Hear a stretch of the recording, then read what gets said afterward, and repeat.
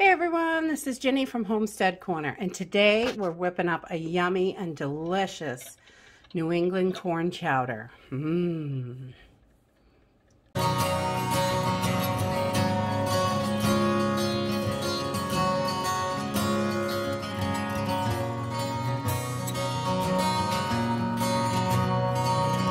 to need a few items for this. And it is super inexpensive meal, and it's nice and hearty.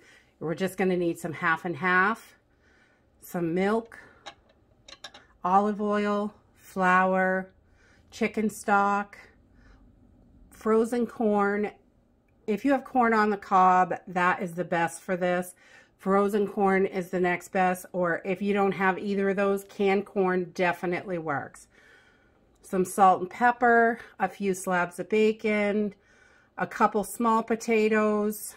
If you have medium, probably 2, and large potatoes. If you have a really big one, just 1. Some onion, and that's about it. Let's get started.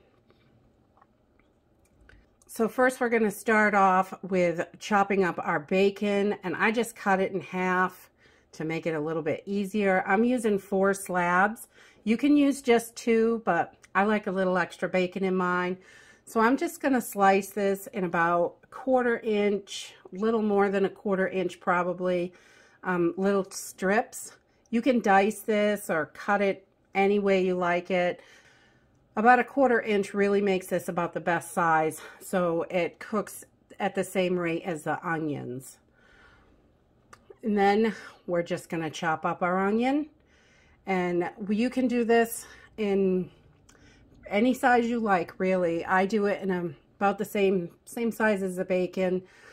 Kind of small, not too small. Just diced up. Works really great.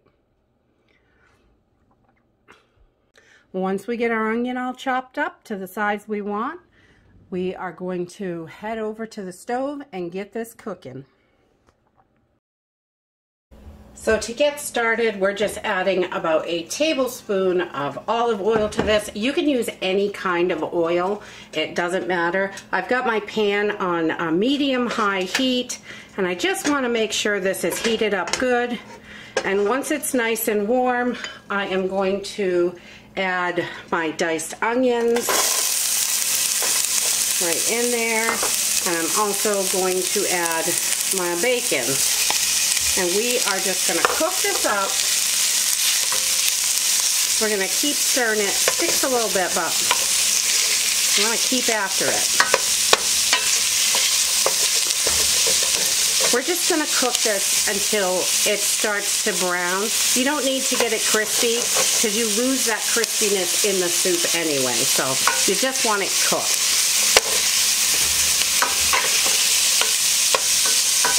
And your little bacon chunks will come apart while you're doing this.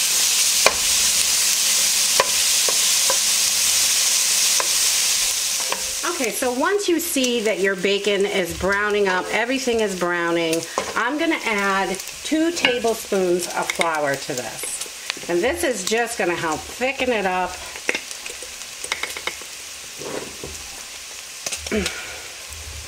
We're going to mix that right in.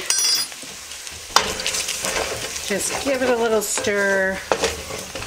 You don't want that flour to clump, so I do it right now so it doesn't get all clumpy. And you can see there's some stuff stuck on the bottom. That is perfectly okay. It's going to stick a little bit, and we're going to deglaze this with a couple of cups of chicken broth. And so we're just going to put 2 cups of chicken broth in now. 1 and 2, and we are going to bring this back up to a boil. So I'm going to turn my heat up just for and then we're going to add our potatoes. I've just diced them up in nice small little pieces, easy to chew, good soup size, you know, 1/4 inch to a 1/2 inch, right in that range, nothing too serious. We're going to bring this up to a boil. And we want to cook our potatoes now.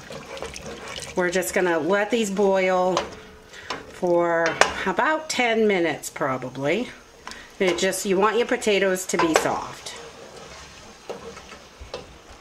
Okay, so once your potatoes are soft, you can stick a fork in them. You don't want them to be mushy, but soft. So you know they're cooked, but they're not super mushy. We're gonna cook this a little bit more, so we don't want them super mushy right now.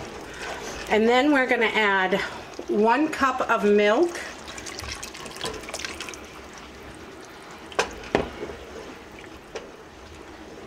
A half a cup of half and half or heavy cream. The heavy cream makes it super creamy, but the half and half works if you don't have it. So I do like heavy cream. Yummy. All right, and then we're gonna add about 2 to 2.5 cups of corn into this. And I'm using frozen corn, and I don't defrost it. I just chuck it in frozen. Put it right in there, it'll cook. All right, and we're gonna leave this on about a medium heat, and we wanna bring this back up to a boil. Okay, so once I have this back up to a good boil, I turn off the heat, and then I'm going to add salt and pepper to taste. Just as much as you like. You don't have to use it. I like it in there. A little bit of pepper. And give it a good mix.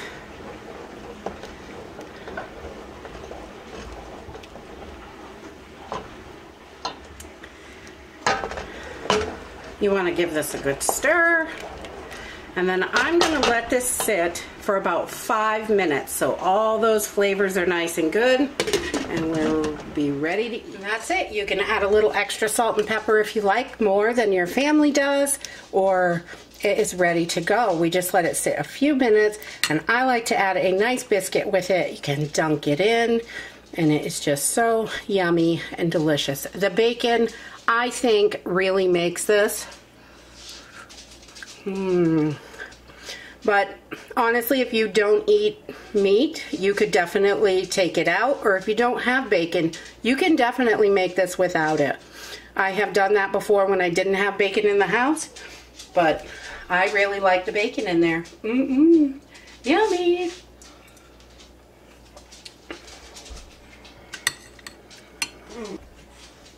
And that is it for today. If you like this video, give us a thumbs up. Subscribe. We'll see you in the next video.